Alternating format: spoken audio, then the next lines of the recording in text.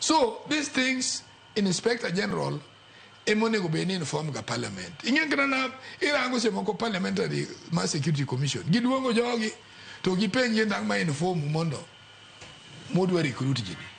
Wan be problem mwenjo kuom jopiny ma untango mi udwa recruit jogi udwa timo kod yango. Koro wano ndika ji oyae.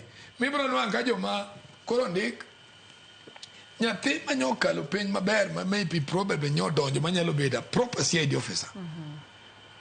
Eni koro idhi kawe obedo e pin nikech wuon gi okuduong. To nyathi ma nyoro gine nena kanyo bende tiche moyudo. Ene mobedo CID officer, eni mitere kama chiemo nitie. You understand? These are the things National Police Service should be looking for. Erokamano Nduku, machielo en ndiko kokalo yor mbui.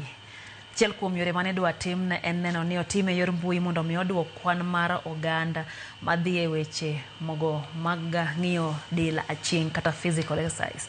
Mabende ne giwacho ni gidhi timo. Be notime to ka notime bo to kiamo mine ka koro in gi yudo order on Friday to gitime. They have already flouted their own rules. Mang'eny por ka ng'ato dhi court gini kendo dhi chung.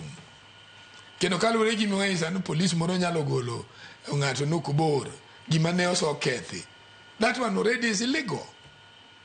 Gimarachi go jo wan yudo even mano ting'en ng'ama komanda manyotero ngoro ng'ano recruitment emonego dilgo.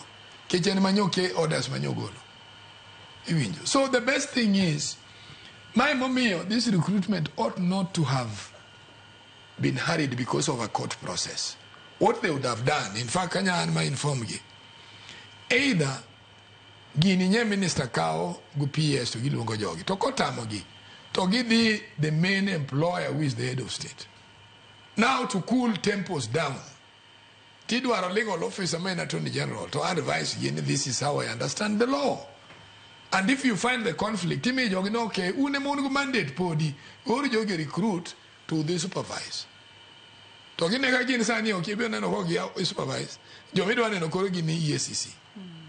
To EACC, seche moko bende act on rumor. Mamargi bende nyaka bedi investigated. Buke do dhika attorney general, budhi ka DPP. Ndalo moko na gidwaro teko mar tero chwalo bura doho.